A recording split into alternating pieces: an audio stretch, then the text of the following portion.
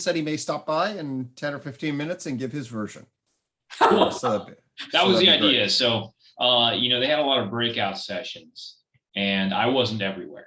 I know that there isn't going to be enough time for everybody to condense, what was for me 4 days, into just a little bit of time here, but I would at least like to give that, these perspectives, and, So yeah, actually, so how long you were saying it was a 4-day? How long was the actual conference? And well, actually, yeah. So it's the main conference was 2 days, but it started with that dinner on the Friday before.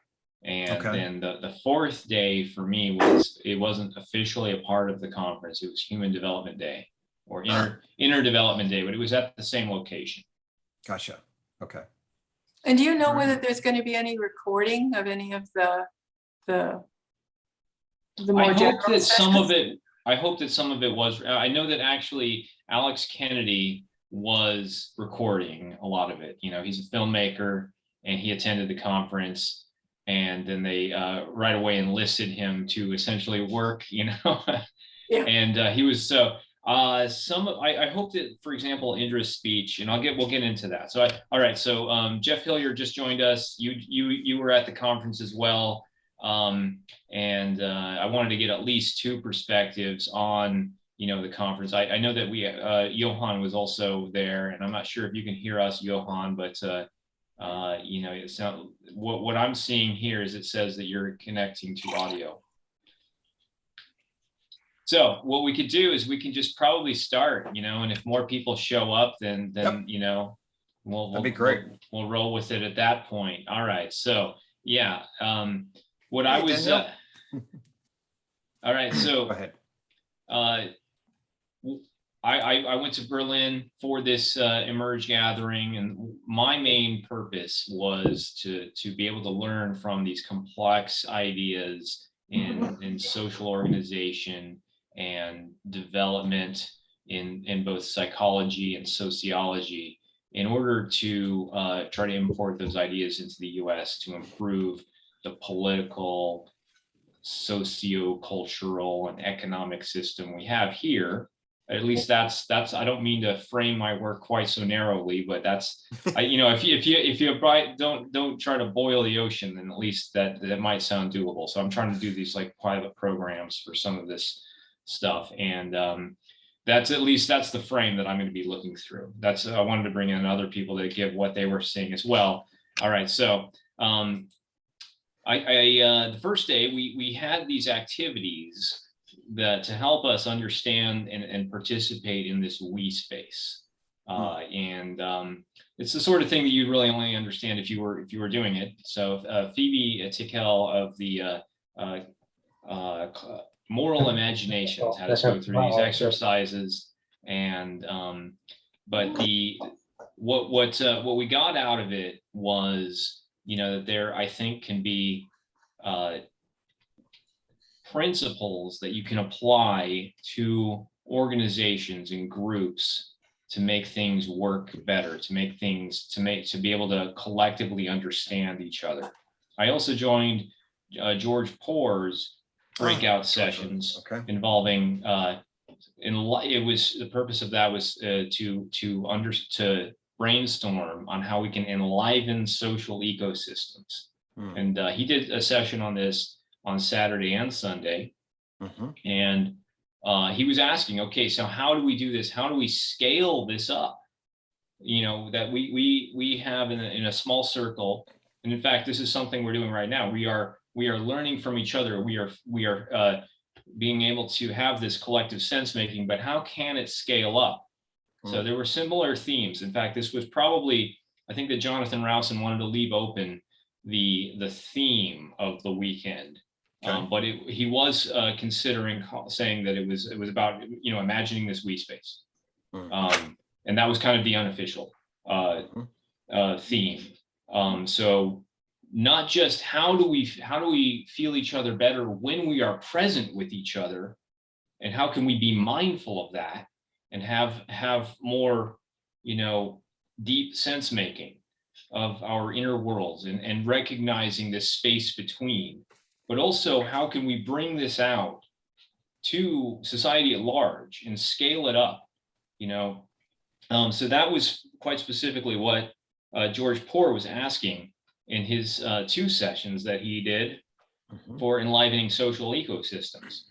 And what I think the thing that really came out of that was that if we have the right structural functional organization of people and agents within a social network, where some people are playing some roles of perhaps a leader or moderator or creator, and other people are playing other roles. And if you have those roles coming together the right way, then that can be fractalized into a large, and it can grow from there.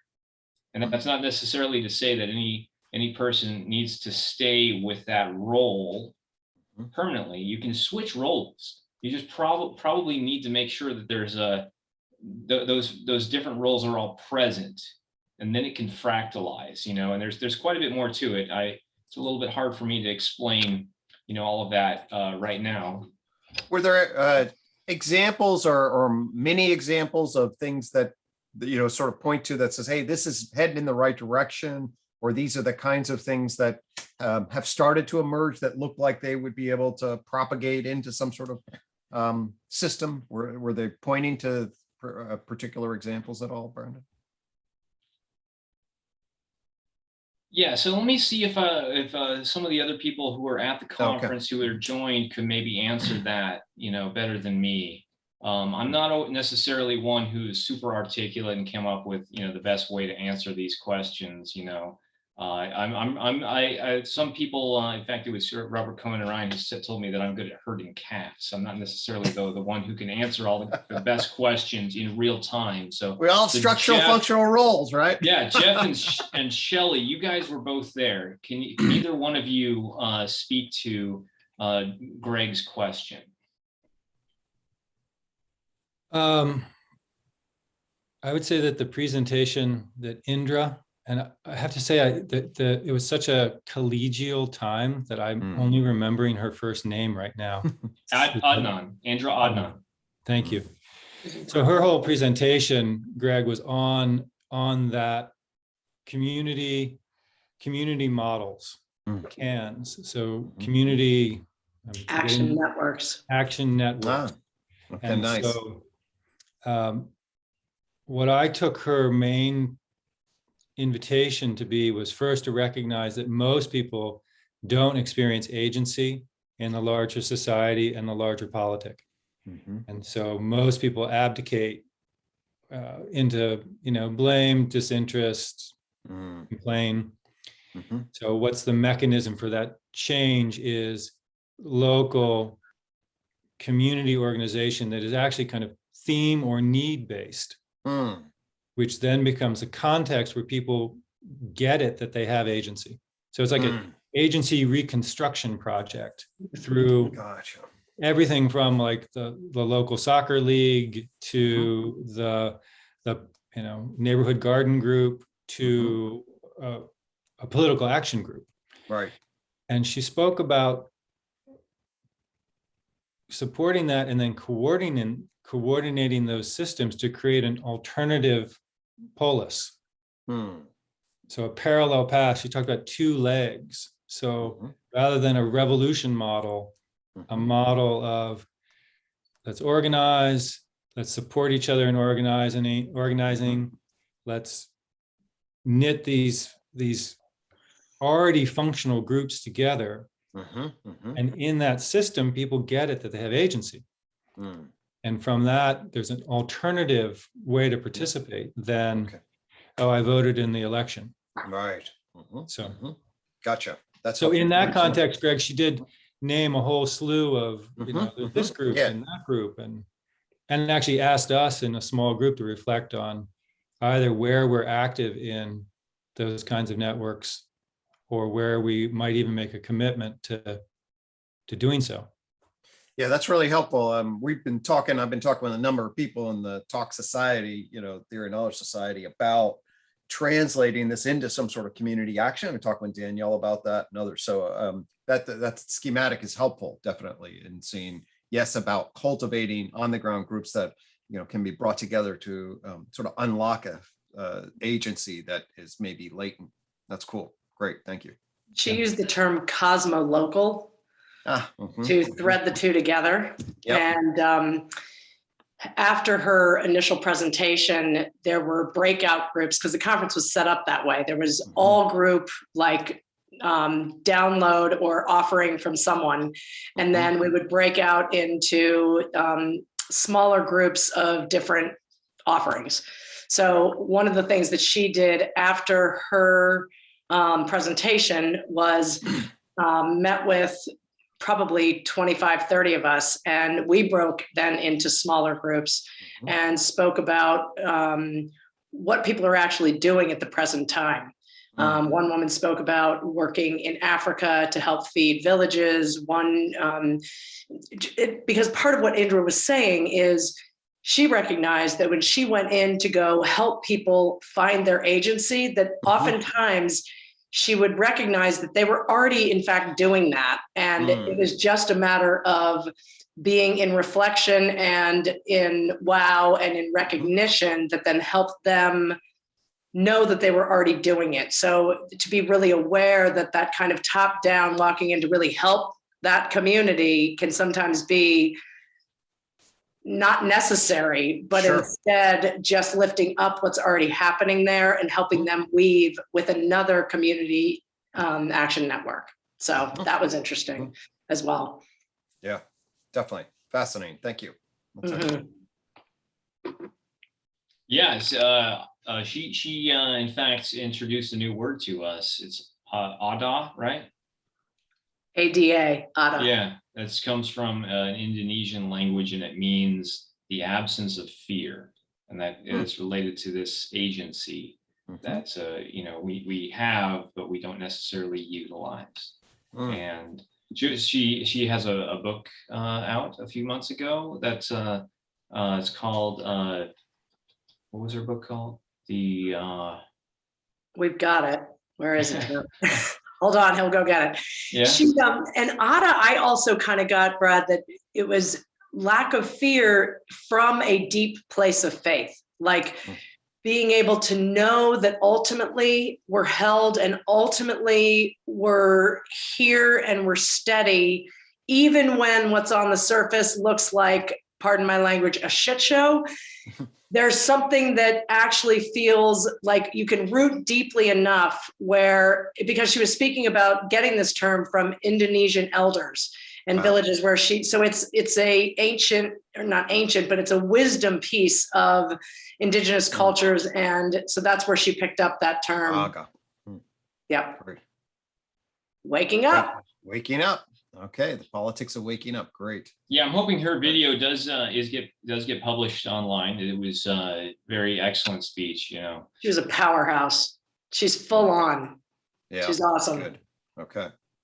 And wonderful. Really inviting, not power at you, but power with. Maybe I'll reach out to her and maybe do a podcast with her. Sounds really good. You would not be sad if she said yes. She's a wonderful human. Beautiful. Another thing you said, cosmo-local. I've heard the term rooted cosmopolitan. It just reminded me a little bit about that. And I think these kind of dialectical in the ground versus, and then feeling that the healthy bridge between what we're doing locally and globally. So I really like that cosmo-local, very interesting concept. It seems important in terms of this issue around scaling, because I would say one of the emotional dynamics in the gathering was the scale of the demand of the problem, or the scale of the crisis, right? So there were waves of, I would say, at times the conversation was about death. Right? What is dying? What might necessarily have to come to completion? Right. And then at a scale that's emotionally daunting. So that Cosmo, as Shelly said, like, it's a shit show. Yeah. But it's hard to act from that place. Right. So I really, right. So that call to both be able to hold that awareness and then also say, oh, am I actually interacting with my neighbors? Right. Totally. Like actually interacting with them. So Right. No, I really like that. Certainly been my in my own journey. That's been a high, a salient dynamic, as it were, in relationship to zooming out, seeing global civilization collapse, relating, figuring out how to relate to that in a particular kind of way. So I appreciate those reflections deeply. Definitely. You know, and on Saturday, there were several of these breakout sessions, and I didn't attend all of them, obviously, but I can tell you about the one that I did attend, which was hosted by Alexander Bard and Ellie Hain about metamodernism, promises, and shadows. And then there ended up being so many people joining that we broke out even further into smaller groups. And mine, I happened to be at a table with Andrew Sweeney and Emil Einerfries of Hansi Freinacht, and he had an experience of kind of a misuse of metamodernism with a sex cult infiltrating an intentional community in Germany that he had been involved in and then had to withdraw from when things were getting kind of crazy, you know, and cultish. And that's the problem that can happen when some people are just so, you know, enamored by this notion of development. Right. And, you know, then people want development so much for themselves, for their you know, their community, and the people who then feel that, you know, those who seem to be more developed are the ones to look up to. And it just can turn into a big, you know, a shit show with, you know, cult-like behavior and stuff going on. And I guess this particular person who was, you know, the perpetrator of a lot of these alleged crimes was a very highly complex thinker, but, you know, not exactly the most ethical person. And so that's a concern, you know. So how do we? Wouldn't be the first time. You know, that's always going to be a dynamic and navigating the you know, especially big change spaces. There'll be opportunities, and there'll be opportunities for manipulation. There'll be opportunities for shadow, all of that.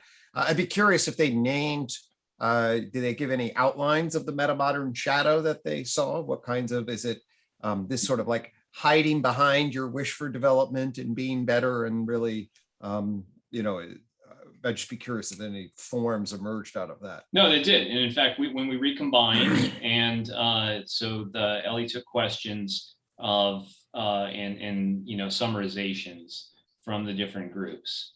And I don't know if I could, you know, recount all of the main points in real time here. Someone was probably taking notes. You might reach out to Ellie Hain, in fact, for your podcast as well. She's doing some pretty amazing work with, you know, using cultural memes to engage, you know, young people in a lot of these.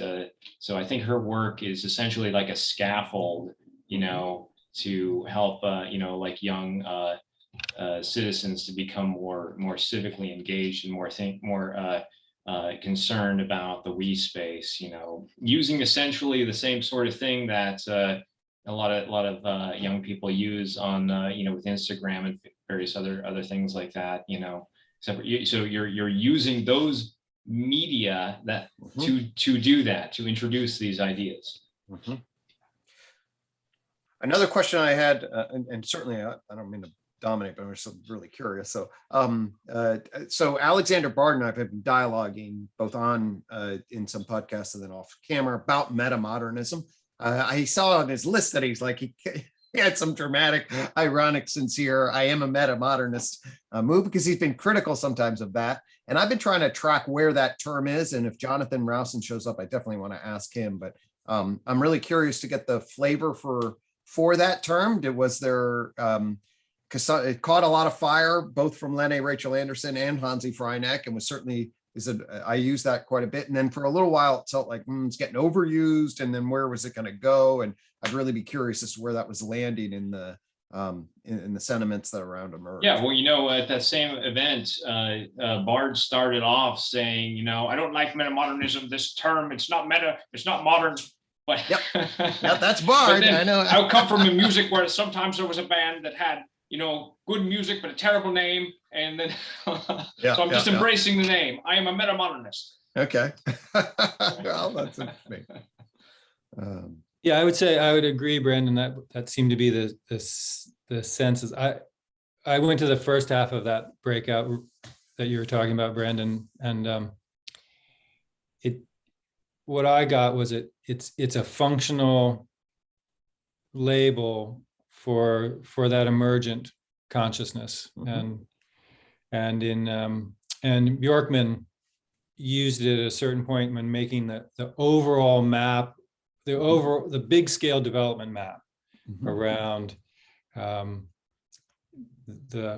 he has a beautiful expression, I think, which is we're building bridges into the fog, which is very moving Nice. to me around. Feels good. But that fog space, he mapped the traditional kind of worldview, a modern / postmodern worldview as the second unit, and then this yet unnameable conception of reality as the metamodern. He also said we could also call it the integral, which felt like just an accommodation. Like, let's not get caught on the language. If you want to call it integral, awesome. If you want to call it metamodern, great. Yep. But its nature is still, we can at best sense it. Yep. Rather than actually, diagram it. Right. Cool. Yeah. So- I'm drawn to the metamodern concept, and the term resonates pretty well with me. But it's interesting to see how it's playing out and whether or not it will hold or morph or whatever. But yes, I love the bridges to the fog. That's cool. Yeah. Jeff or Shelly, did you guys attend? I think you must have attended some of the breakout sessions that I didn't attend. So if you'd like, you can summarize some of that. I did. No, I guess the one that I did, the Indra one, and I don't know if that was, oh no, the one I started in the metamodern reality, and then the energy was sharp and odd in my reality. So I zipped out of there and I went into another piece, which was actually delightful. It was 4 men who were offering embodiment, which was winning, because there was it's hard to get your body and your fiber and your being into this whole gig. You know what I mean? So it was really landing in, they offered breath, as they're 4 very different individuals and they are a team together. So one guy offered breath exercises. Another man offered a trust exercise where we were moving around with one another. Another one was like, what is your idea? What is your biggest dream that you've never told anyone? Like your craziest idea. And then we all stood in a circle and there was one person in the middle. And the idea was you would offer your idea, very vulnerable for many people, because it's like this harebrained, like, if I could imagine anything, this is it. And then the invitation was the folks on the perimeter of the circle would step in if you felt called to say, I want to help in this way. And this is a way that this idea could get activated.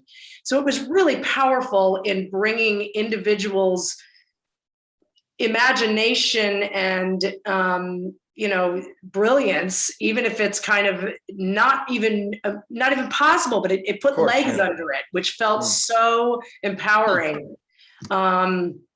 And then I'm forgetting right now what the fourth one was, but it felt really rich to have a experience of fully embodied, maybe not directly, how are we doing things to save the world or to create new systems, but bringing the body back in, which I just felt was super important. So that was great. I love that. And then Jeff, you did a spirit gig with Jonathan Rowson and Jamie Barstow. Yeah, I was there. Yeah, and that part of what, and then maybe so you can understand why I would say it this way, is like my background is in personal growth retreat work, psychological, spiritual, kind of small scale group. And what I was moved by was the two of them were talking about the spiritual, larger scale social interface. Like Jamie and his people, you may know this, they've over 300 members of the British Parliament have done an 8-week course in mindfulness. Over 300 members of Parliament and the House of Lords have done this training, including a segment on how to cultivate compassion. And I was just like, wow, like talk about the service of that. Any chance they're willing to cross the ocean and do it in the US? Right? I mean, Do we need that over here? Yeah. Maybe. And so the part of that was about what modifications to the spiritual frames and maps that fly in spiritual communities, what modifications need to be made so it's palatable. And I mean, Jonathan made, I think, one of the root distinctions was he doesn't use the word spirituality because it's too floaty up into the whatever. He talks about spiritual sensibility. And there's something that almost emotionally grounds people by the word sensibility. Like, oh, that's sensible. I'm prepared to engage with you. We're talking about sensibilities.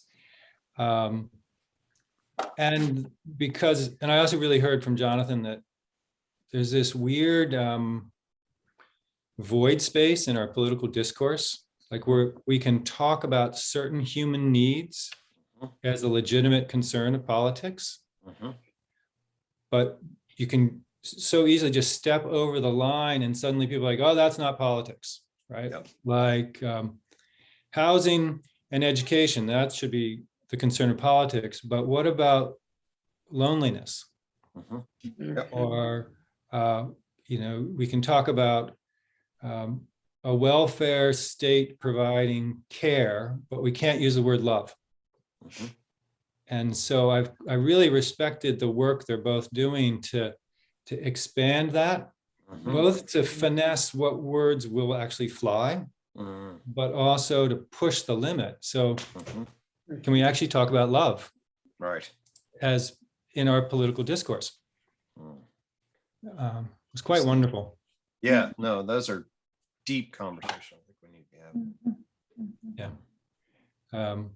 The other thing I'd bring in is Elizabeth DeBold and Thomas Steinecker.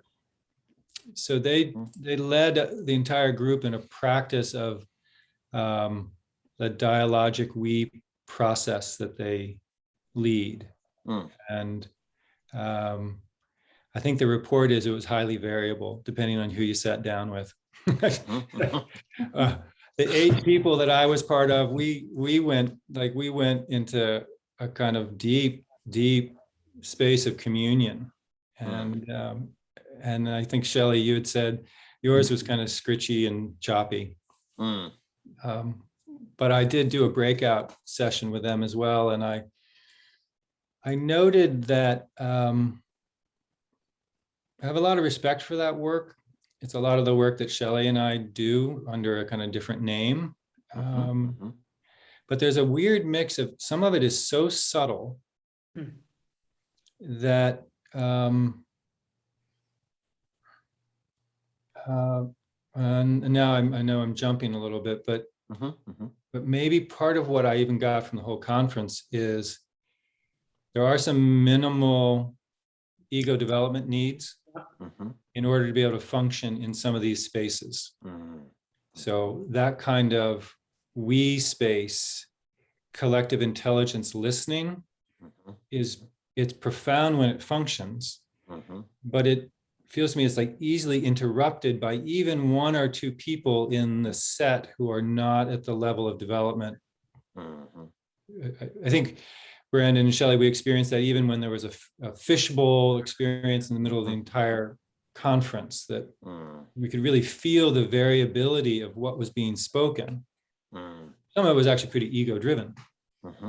And so There was another day's work on Monday about inner development goals. Yeah, before we get there though, I sorry, wanted to give some remarks on that session with Elizabeth Diebold and Thomas Steininger, because I was a little confused. In fact, my little breakout, they assigned everybody to a series of these circles, and there wasn't enough room, in the main hall for everybody to sit there and be in circles. So some of us were in the lobby, and Shelly, I don't know if you were in the lobby, but I was in the main room. Okay, so we couldn't hear the full instructions, and that's important. That's very important to set up the conditions for how these smaller circles are supposed to operate. And we were lost. We didn't understand what are we doing here. We started to talk on, okay, so we were supposed to speak to not any particular person, but the space between us. And so we were basically just kind of sitting there and nobody was saying anything. And when we started, I was like thinking, okay, I need to herd the cats here a little bit. Although also, this isn't supposed to be an ego thing. So I need to try to move us in a direction to based on the very limited information that Pamela gave us, because Pamela was in the main hall and came back over to us to relate those some of the instructions. But we couldn't understand it. We had these little pieces of paper to say a topic, but we weren't really supposed to get that much into the topic. Jonathan Rowson is here.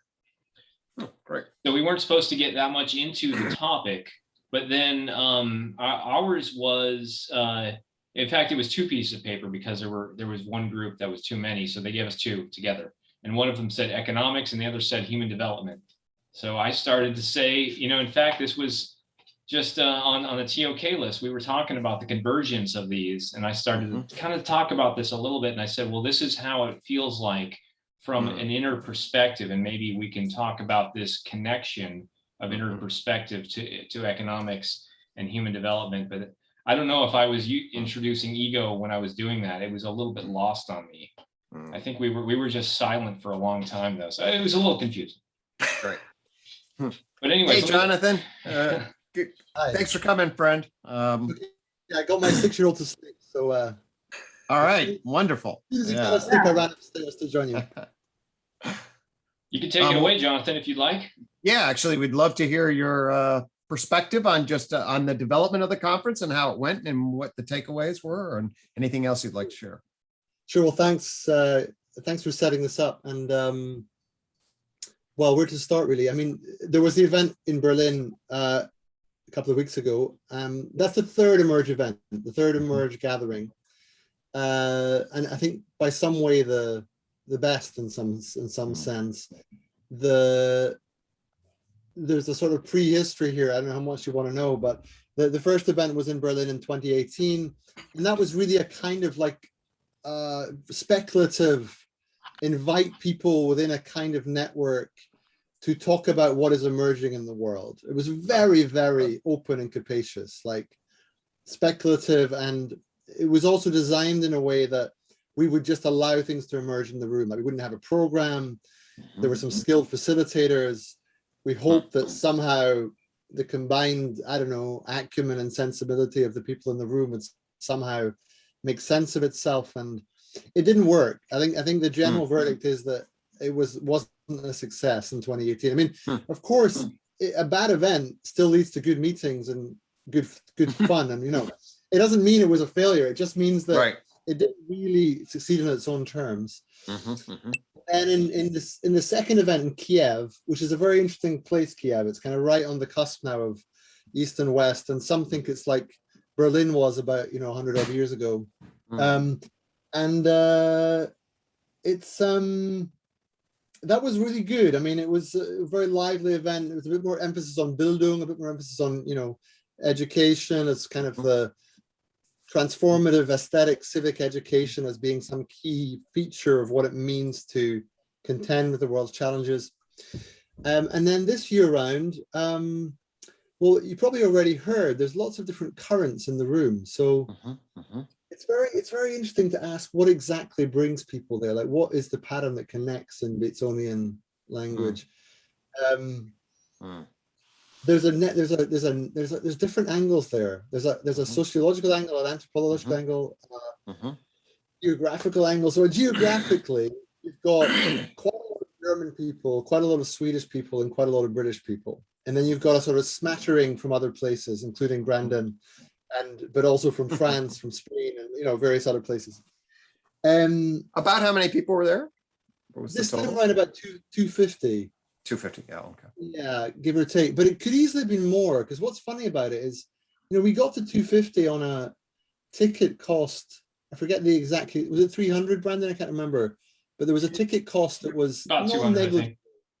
Yeah, 200. Okay. So it was, it was not a massive amount, but equally nothing at all. And that we got lots of people signing up just with the name, like nothing but Emerge. So what I think one of the things that's going on, and with your clinical background, Greg, you may have a view on this, but I think that there's a kind of projection platform thing going on, whereby Emerge is a sort of aesthetic attractor that pulls people in who see themselves in it, but they see themselves in it in a variety of different ways. And that's what gives rise to this. There's some degree of commonality, but there's a great deal of divergence. And the commonality is something like, we don't think we can make do and mend. It's something about a view of the world that we feel civilization as we've known it, of nation states and democracies and market capitalism, is somehow, even if it takes decades, kind of inexorably on the way out. And there's something else arising, but we don't really know what it is. We might be somehow responsible for it. But of course, it's way beyond any individual to make sense of that. It's sort of gargantuan in its scope. But that's sort of what people share, that sense of something dying, something not quite being born. And on top of that, I would say there's a kind of spiritual, political nexus or juxtaposition going on, in which most people feel that the problems in the external world have solutions, or at least untapped resources in the inner world. And again, not quite sure how to make sense of that, but people are drawn to that query. And finally, I said today in the group with, the Alexander Bard mailing list group, there's an interesting nexus around development, because I think one of the main founders, Thomas Bjorkman was the kind of initiator, but he brought with him a few people, including me at the beginning. And now I've got kind of overall responsibility for it, because Emerge as a kind of project sits now within Perspectiva as an organization. But I mean, as I say, the concept won't be controlled in that way. It's beyond, I don't expect to be able to control it, but it's more that we make sure that the finances are sound, that people are there to deliver things, and that there's some degree of substantive oversight. Like, I don't want to, this is a very delicate task of like giving some organizing principles without denaturing the emergent process. Anyway, that's a lie of the land roughly, but there's more going on. I'd be curious. I asked this earlier and said that I would check in with you as well. What was your sense on the concept of metamodernism? How did that play? Where is that these days in terms of, its own emergent evolution, etc.? So, I mean, here's where I'd love to refer to Exhibit A, which is an essay I wrote on the subject a few months back now, I guess. And that's the long answer. That's the sort of, 10,000 odd word answer. But where was that at the event? Again, it's one of these somewhat ambiguous attractors. It's as if this is a sort of very sort of back of the envelope theory of cultural evolution, but it's as if you get to a point in cultural development, and that can be a combination of the impact of COVID, our familiarity with the digital life world, some sense of ecological impending doom or governance breakdown, all of these sort of various features in play, gives rise to a kind of conceptual emergency in which we no longer have terms to make sense of our experience. So that might be meaning crisis in Vervaeke terms. I'm sure you have your own way of putting it, Greg, but there's this kind of sense of the language is not quite up to it. And so new terms arise out of that. One of them is metamodernism. And it does have its own intellectual integrity and lineage, more than one actually. And that's what I tried to detail in the essay. Like it's partly about a kind of antidote to hypermodernity. It's partly about something to do with cultural artifacts coming after postmodernism. It's partly Hansi's work and political developmentalism, but then it's also this umbrella term, and it's that latter sense that works in the Emerge gathering. It's kind of a, it's a term used as a big canopy to say what's coming next. It's an open question of what's coming next. And it's also saturated with what's already there. So it's not like brand new. It's more like we're completely enmeshed in all these cultural references, all this historical knowledge. And yet from that, we somehow feel something new has to be bootstrapped out of it. Where did it play in the gathering? More than I expected, actually. And Brandon might have, affirmed that too. Like, I thought it was kind of a niche interest group of maybe like 10% of the people, but I would say it was more like sort of 30–40% were drawn by that, whatever they think that term brings with it. Cool. I have an affinity towards it, so I'd like it to be. I mean, to me, I think somebody did mention, Thomas mentioned a bridge into the fog as an image, and then the metamodern feels like a nice placement relative to just the overall evolution of sensibilities, the way that Lenné talks about it in terms of metamodernity, and then at least a simplistic, integrative, pluralistic view of that transcends the modern postmodern divide. I hope it hangs on. I'm still it still works for me. I grew to love it. In a sense, I think it has its own value. I just think it's important to realize, as you just laid out, it does have these rich, different currents within it. The part of the challenge is that most people come to it from one of those currents. And so they think it is just Hansi, or it is just what, I don't know, whoever's using it at the time is doing. It's a sort of superordinate concept to, contain and define many others. So. Other folks have questions for Jonathan as we're, I mean, it's obviously an open thing, so.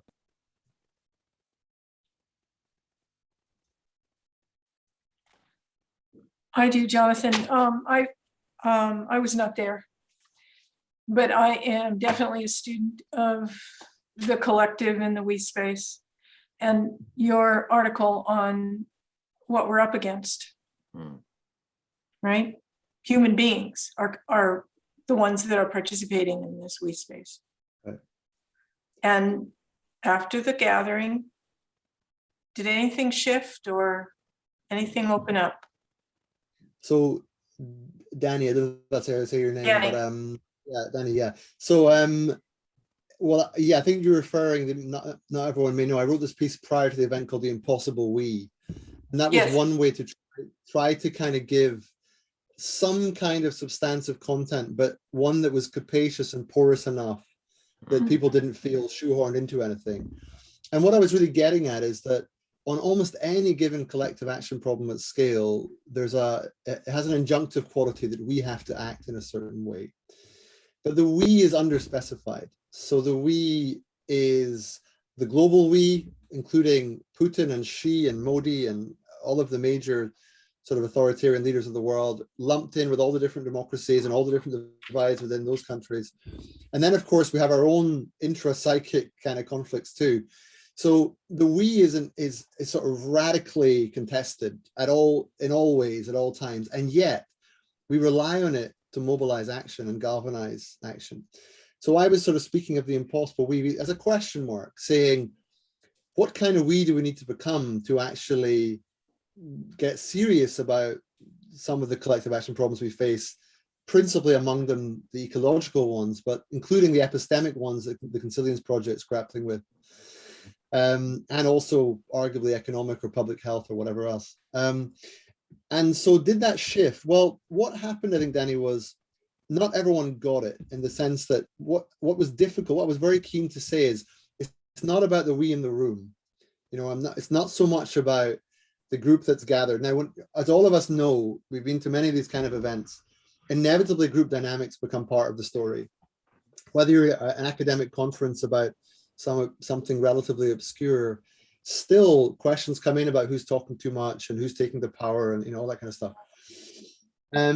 So there was a bit about that, but I did think that the group started to realize what we were talking about, because there were several talks. One of them was Thomas's, one of them was by Indra Adnan, both of which alluded to the value spectrum from the global values surveys. So kind of empirical dry land of sorts, in which you can point out, look, there are groups that kind of share our values to a large degree, those who might be persuadable or amenable to cooperation, and then those who are really very different, and who may not have the greater good at heart.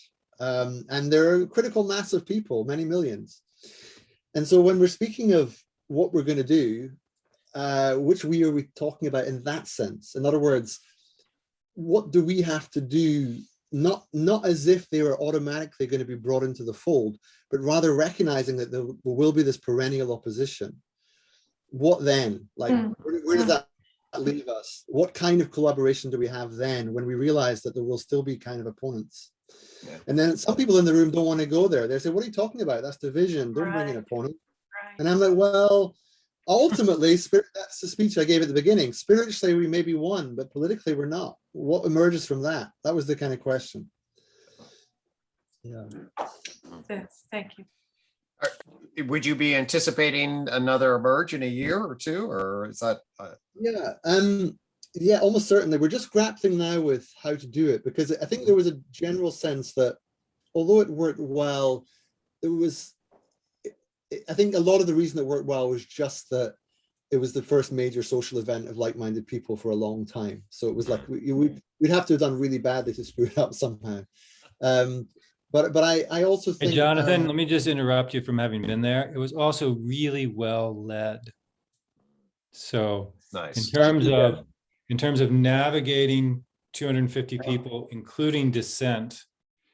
So Pamela and Phoebe, who were kind of holding the dynamic, they were masterful in transparency about what's happening in the room, and yet holding to the through line. So, great. Well, thank you, Jeff. I didn't realize you were here. It's nice to see you again. Yeah. We do plan to have others, and we are we have been European, but there's no particular reason for it to stay that way. We probably want to do it somewhere other than Berlin for the sake of variety. On the other hand, there is a school of thought within the sort of emerge leadership group, if you like, that Berlin's quite important. That I heard someone say the other day, and this is really like back of the envelope international relations, but they're saying, look, basically China wants to take over the world, and something's going to stop. Something has to stop that. It doesn't look like it's going to be the US for a while, because the US is caught up in its own internal dynamics that are going to take a couple of decades to resolve. I'm like, maybe, okay. And then he carries on and says, so it's going to have to happen in Europe somehow. But in Europe, he said, the only driving force there is Germany, but Germany is very conservative. So you need a kind of progressive engine within Germany, and the place you get that is Berlin. So that's where we have to be in Berlin. And it was kind of funny to hear this, brutal logic, which is clearly a bit bogus, but nonetheless quite interesting. So there's a case for staying there, but a case for venturing to other places. In terms of numbers, I think Thomas would quite like to have a really large group that was more about kind of bringing it to the masses, whatever it is. That's a big question. But also, or in addition to that, something more like 70 to 100 people, so that you have a better chance of really spending quality time with people, and more scope for unstructured time maybe. And on the other hand, we could just do something similar again and see how it goes. Gotcha. I mentioned to Thomas that I would perhaps like to help organize a similar event in the US, whether it be branded as Emerge or based on a similar spirit. And my first suggestion was, in San Francisco, Silicon Valley, where you have, so much wealth and influence, but poor sense making. And these people have, they are figuring out technological ways to capture people and to further denigrate sense making. I mentioned this to a few people, and some Robert Cohen and Ryan suggested that we do something perhaps in Colorado, kind of the middle of the country, so that people could come from all over without having to fly across the country. And that's also that's where the integral movement is kind of Yeah, based. that's So the it's a possibility. Wilbur Heartlands. Yeah. Yeah. Well, I mean, look, this is the thing about the creation of Emerge. I mean, it's very much see what emerges, and if this is what's emerging, then it's very promising, and I would encourage you to go ahead. I mean, we're happy to talk about what works best in that sense. I mean, not precious about the brand as such, but equally good to understand what that would mean, and what plans you'd have for the event. And but yeah, I mean, there is a sense of time sensitivity, and we shouldn't. The other problem with the progressive world, very broadly conceived, and I don't mean to assume that we're all sort of progressive or whatever, but I just mean that for those who are interested in, in some sense, facing up to the challenges of the world and dealing with them collectively, and that can cut across political spectrum.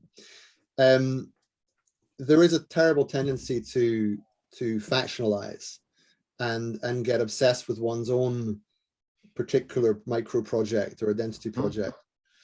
We're very keen to move beyond that, and Emerge was designed as this. Although there, as I say, at the moment there is some operational and financial connection to Perspectiva, but really that's not because we crave it. It's because something's needed like that. So if we can find a way of making it a genuinely emergent multi-site operation that self-organizes in a mature and kind of genuinely cooperative way, fantastic. The challenge, as you know, is when you have lots of spin-offs, keeping control of any kind of message becomes difficult. But I mean, there isn't really a message as such. So as long as we can figure out what those core principles are and that they're shared, then I suspect we could just go ahead, So I put into the chat the idea of Emerge X by analogy with TEDx, where they maintained the overall brand, but spawned local instances of it. That might be a useful model. That might well be. Thank you. Yeah, that could well be one way of doing it. I mean, it's also exciting, because what I find really fascinating intellectually is people are drawn to something and no one quite knows what it is. It's like, yeah, I find that really curious. That I don't want to explain it away, but Andrew Sweeney wrote this lovely reflection. I don't know if you've seen it, where he describes the experience as a bit like being at a post-religious church. In that, there's a kind of, it's not as though there's a doctrine, but there's this kind of thing called metamodernism, which it sort of dangles in the air as we have to. And then there are people, one or two people on the stage that seem to have something to share. And then there's definitely a kind of confession going on. People are catching up with where they're at in life. And there are a few rituals along the way, but occasionally asked to meditate, not exactly meditate, but to maybe imagine something or whatever. So I don't think it's not just that. There's also something with aesthetics that I don't fully understand. I don't think it's just the Emerge image and brand, but there's something about the mixture, Andrew called it transgenerational, the fact that young and old are together. It's a bit post-political. I know there's probably a kind of, there aren't really many extremes there. I don't think you have really a lot of hardcore communists or sort of hyper-capitalists in the room. Most people are there grappling with some sense of the world is not working quite right. Jonathan, I'd add to that what Shelly just said. I think a lot of the draw has to do with hope. Right. It is a response to that's what got me on my ticket across the Atlantic was a need, a kind of erotic need to be in community. Right. For the experience of there is a way forward and the elusive we, but to experience myself as part of we, as an erotic experience was, I think, a big piece of what was happening in the room. Right.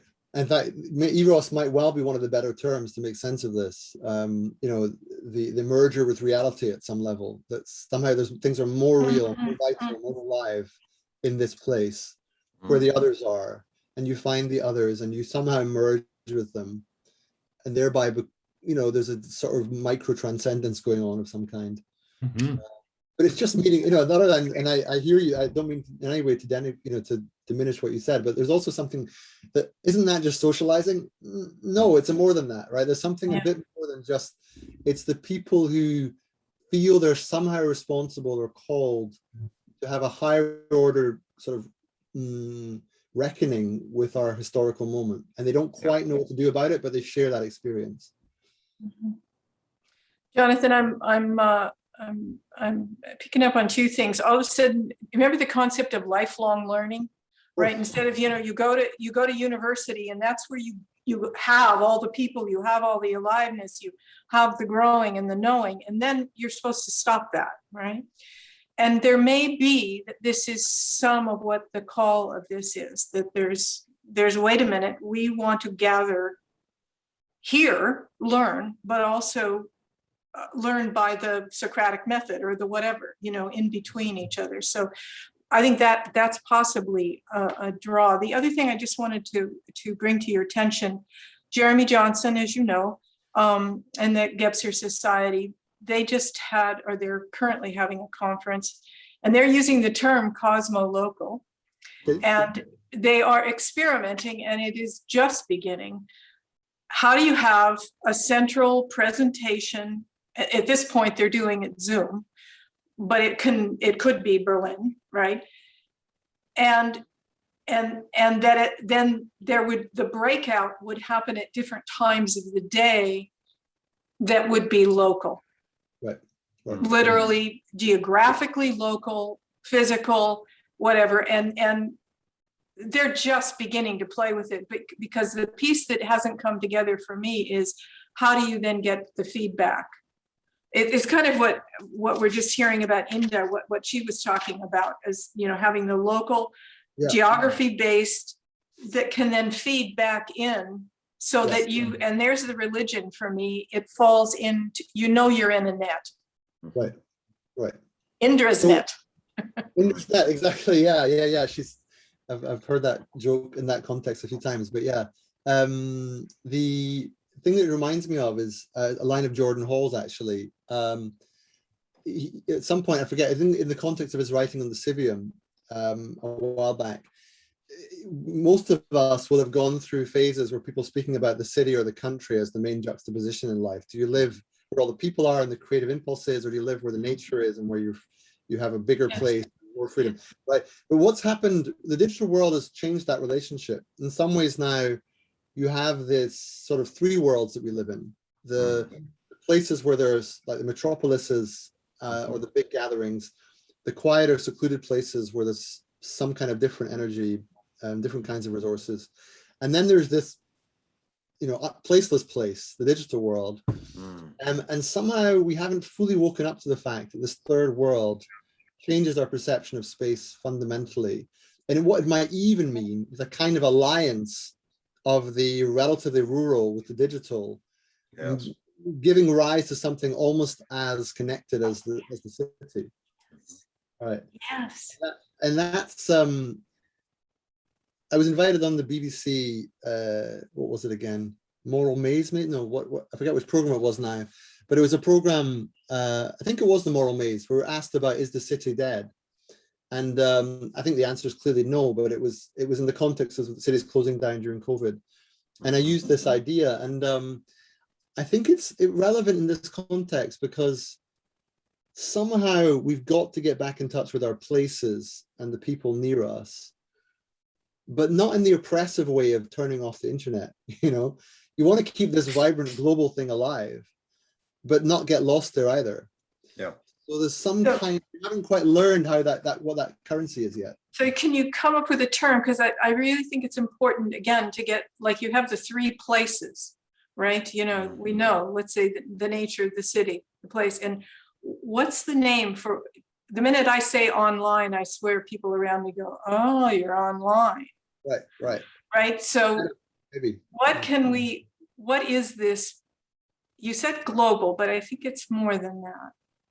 I mean, look, anyone who's guest here is as good as mine. I'm just recognizing that the spirit of what we're doing right now and what happened in Berlin. There's something about Berlin that was the eros of being together in the same room, right? It was precious and singular and cannot be replicated here, however great this may be. And yet they're now part of the same world. And I guess I'm just contending that we haven't fully caught up with that yet. Yep. We got one and the other, but we haven't really realized what the relationship is yet. Well, I have a suggestion that perhaps this is a we space stack. Like there's the most fundamental we space is being in person with people face to face and having that, that collective sense making. There is just so much that you can get from that. Like, for example, none of us can look each other in the eyes here. There is so much of, there's actually a lot of interpersonal sense making that you get from directly looking at someone's eyes. There's a psychological and neurological basis for this. So obviously we can't reproduce that, on scale, across the world here. It is remarkable that we have this technology here that people were, imagining decades ago. What wouldn't it be great someday if we could have, video chat with people anywhere in the world? So we have this. It's a part of the stack. We do need these in-person events, and as long as there isn't, a major pandemic going on at the time, then we can sometimes meet with people, in a somewhat local areas, and perhaps occasionally go across the world. We don't want to do that very much since it does use a lot of carbon. But and then at the highest level, we have just text communications. It's part of that stack. We want to make sure that we are properly grounded as necessary, even though I'm not going to very many times in my life probably be able to see Jonathan face to face, but I did, the other day, and that was great. I still haven't met Gregg, a single time face to face, but perhaps a day will come. And then, so those connections form the solid basis for our continued growth, so that's what I was suggesting I'm not sure if this is answering the question that you were asking for a term. So I'm offering we space stack, although I don't know if you were perhaps asking for a better term for something that is within that stack. No, I'm looking for a better coining, other branding of what this online techno connecting Zoom, a better way to give it we say nature and all of us immediately can be there, right?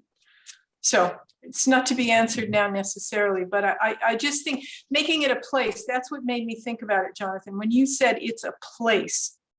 So maybe it's getting the felt sense of that place. And I do agree with you, Brandon, we don't have the eyes, but what I am pretty clear about is I work a lot with Thomas Hubel's study with him, and he's very much about developing our capacities to connect. Yes, we can't use the eye to eye, but we have other, whether it's our tone of voice, our gesturing, or whatever it is that connects.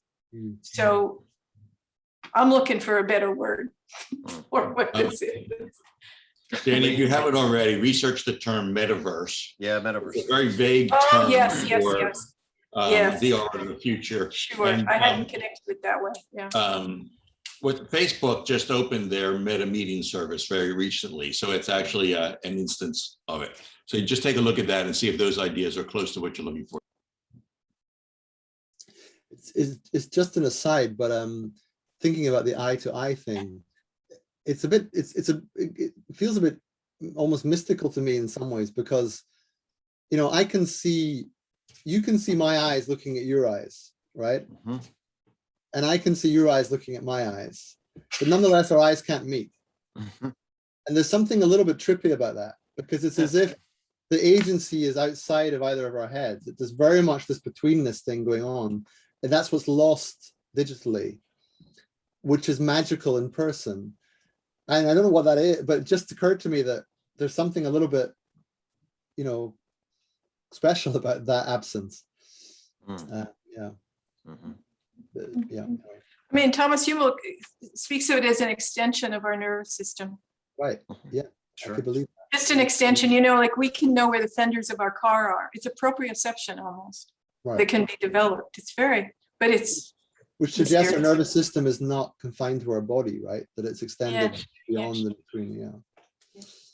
Anyway. In this strange metaverse, the other thing that's different from being live is I get to see myself as Yeah. part of Oh. we're hanging out together. I never see myself. Mhm. right. Yeah. You know, one thing we didn't touch on yet, and I'm not sure how much time we have, but there was a final day, which was the inner development day, right? Jonathan, I'm not sure if you were there for that. No, I wasn't. I had to get home, but yeah.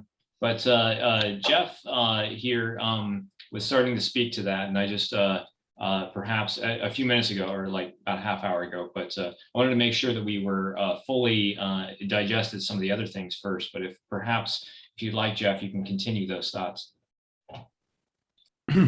Thanks, Brandon. I'm trying to remember what I was thinking. I found it very exciting to, okay, so the inner development goals is a project that's in response to the sustainable development goals that the UN developed. So which is this kind of massive description of what's needed. And I found it very moving that here's a drive to articulate what are the interior capacities needed to kind of do that. So it seemed like an articulation of like, what would the results of a successful Bildung be? Or what are the results of a successful psychotherapy, personal growth work be? And I'm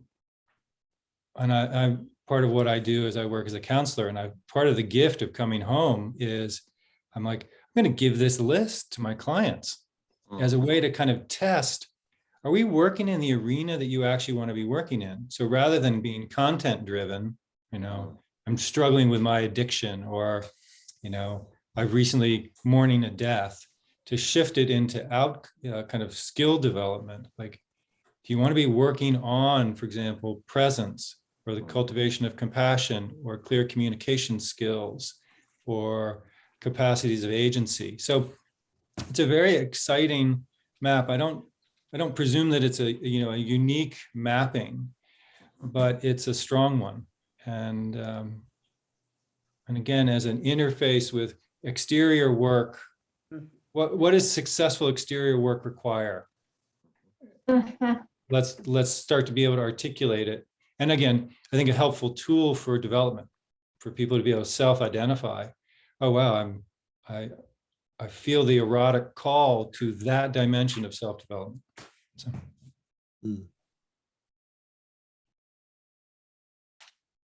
I can tell you that at that event, I was in a breakout group where the question was, how do we have a more scientific way to go about social development? How can we, for example, recommend interventions to perhaps municipalities or small governments or small to medium-sized businesses that they can, enact to improve their inner culture and improve the livelihood of the employees. And that is a difficult thing, to make it empirical. What are the benchmarks? How do we know, that it's working? Because this is something we're suggesting. We would be making recommendations to these organizations to do something more than they're doing. And how do we know that they're not just wasting time throwing money away? And what my suggestion was, admittedly a little bit still nebulous, but I think it would work. And then there are ways in which I think we could have some empirical benchmarks around this, which is to implement Bildung within organizations wherein the people would have these circles of discussions where they would discuss, things that are interesting to them, perhaps, films or novels or, science, but the science would show how it's connected to their lives. All of these would connect in this discussions on science would connect to the arts as well. So there is this flowing between that and having this practical application. I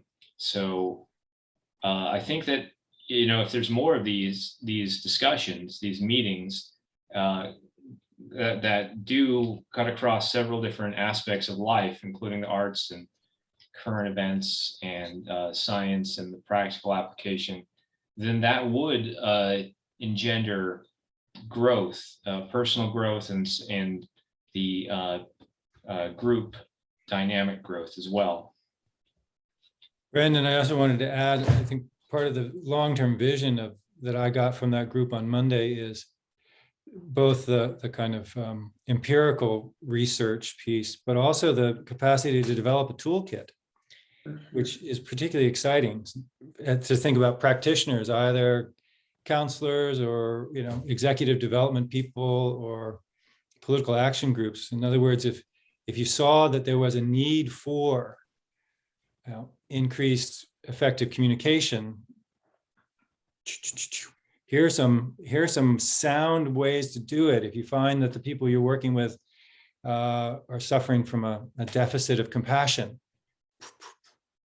or their cognitive thinking in the system is inadequate, and so I think the long term, there's a very exciting possibility to coordinate knowledge, and so that not individual practitioners are not kind of hoping for the best based on where they got trained, but you could actually look it up. Wow, I need a better method for perspective taking skill development. Who knows how to do that? So. Cool. Definitely. So any additional questions for any of those, the four of us who were present at the conference? One last question. Was there any, one thing that I was wondering about, like, okay, well, who's there? Then I found myself sort of going through just the categories of groups, in this world might be interesting, Game B, the Stoa, Rebel Wisdom, Perspectiva, Enlightenment Worldview, TOK, etc. Then it was sort of like, it'd be interesting to get a catalog of that and then see what their main frames are. And then what are they bringing and why are they all in this kind of space together in that kind of way? Yeah, and I can tell you that one of the attendees, his name is Marcus Gabler, and he has a website he put together called Me Plateau that he was trying to catalog that. And so I was thinking similarly, in fact, because his catalog here is it's not really it's sort of organized along the those lines, and so that would be great, if you had these organizations showing how they're related to each other, how they're topically connected. Another thing that came out of this discussion, we had some discussions about how we can interlink these different social networks. So Emerge started Mighty Networks recently, and then a few months ago Jim Russ started the one for Game B, and those kind of live in their own silos, but that if we could have some sort of a way of interoperability between them, then that almost could lead us to the point where we can give major social network media companies like Facebook a run for their money or something. That's something, or at least have compelling alternatives to that. I mean, I could just maybe add that a lot of people have tried to do this mapping. It's an obvious thing to try and do, and many have done it to a greater or lesser extent. For example, when I'm doing funding applications for Perspectiva, they invariably ask, "Show me your network." So we have a way of doing that.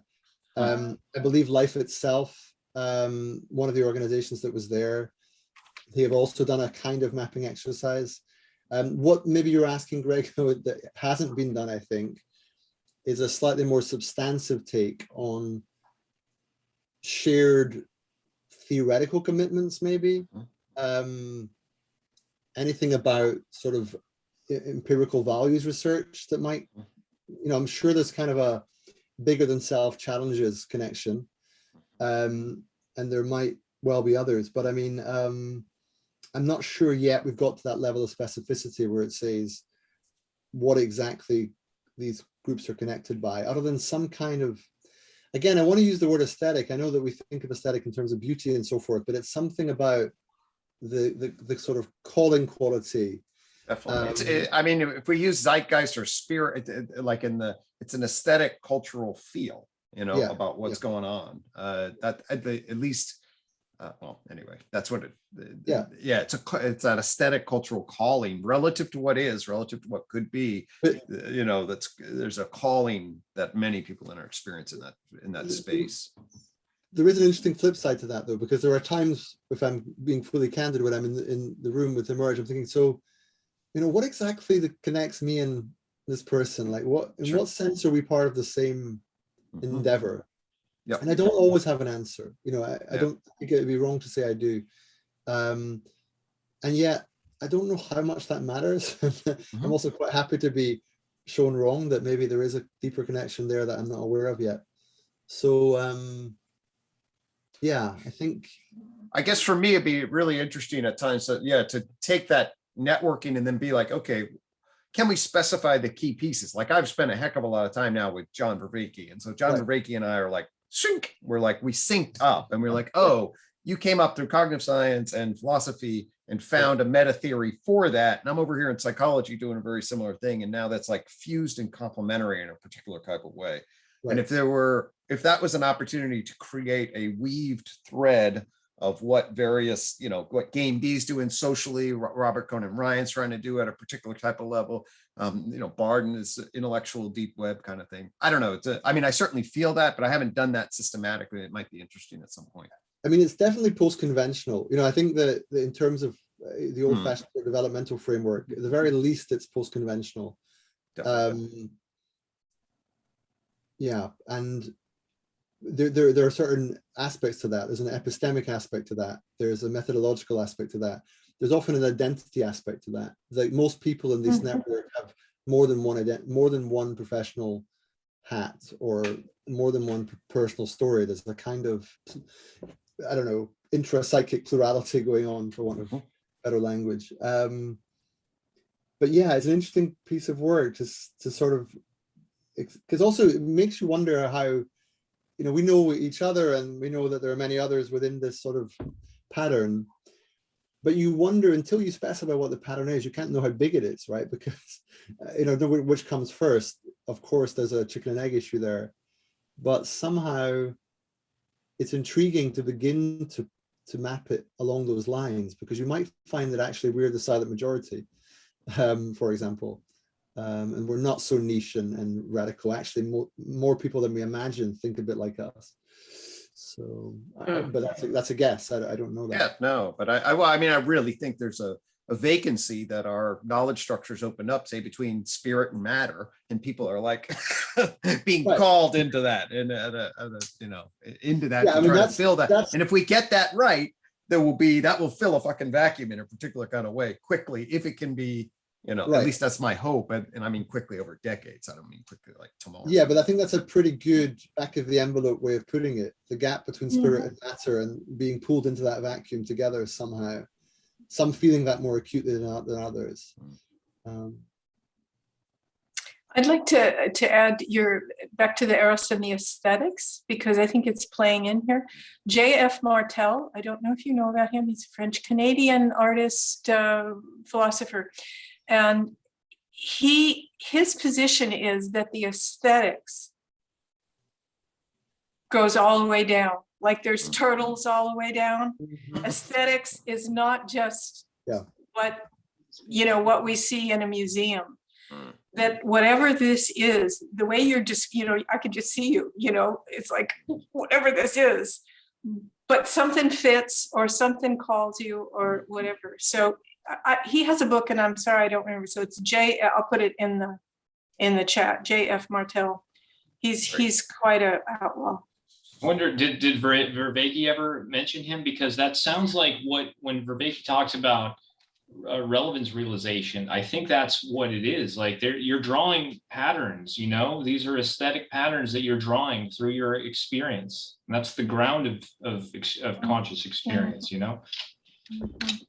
There would be certainly something to be said for that. Absolutely. I agree.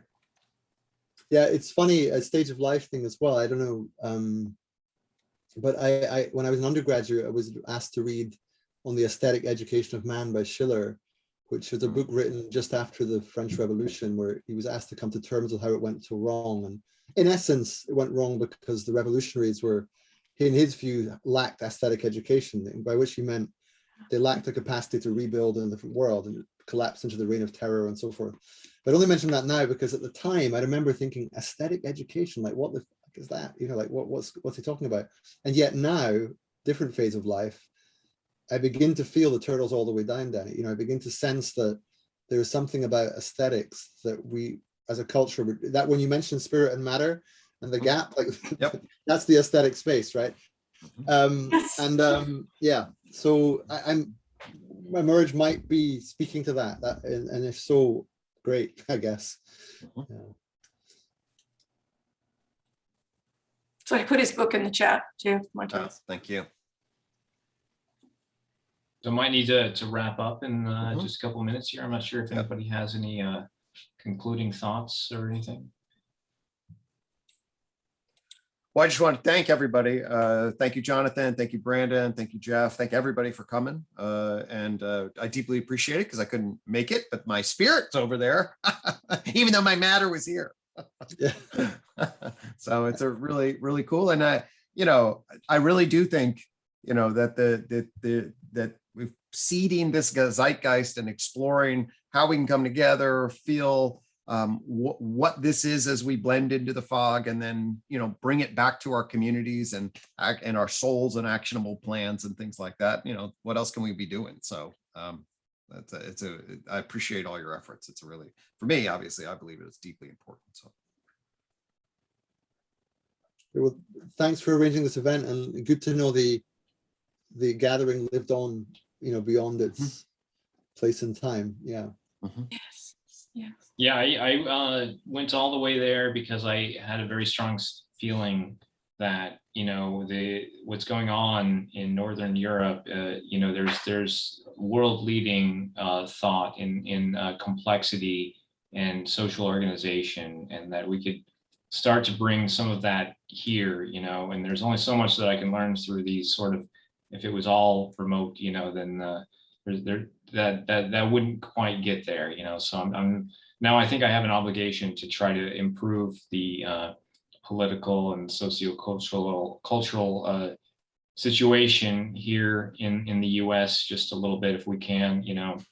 As Jonathan was mentioning a few minutes ago, it'll take maybe decades to get us out of the rut we're in, and I think a lot of it is that people are so ingrained in thinking and not willing to open up and imagine a new aesthetic for how we can do things here in the US. And then that's an incredible shame. And I don't think we even have that long, because the US is so powerful, and it's things, the entire world is partially dependent on how quickly we turn the corner and reimagine a new way of living, here. So it's a huge burden, but I think I'm willing to do my part. We'll do our Cosmo local thing. All righty. Hey, thanks, Brandon. Take Thanks, care. Ron. Thank you. Thank you for everybody. hurting the cats. Pleasure to meet you. Yeah, thanks for hurting the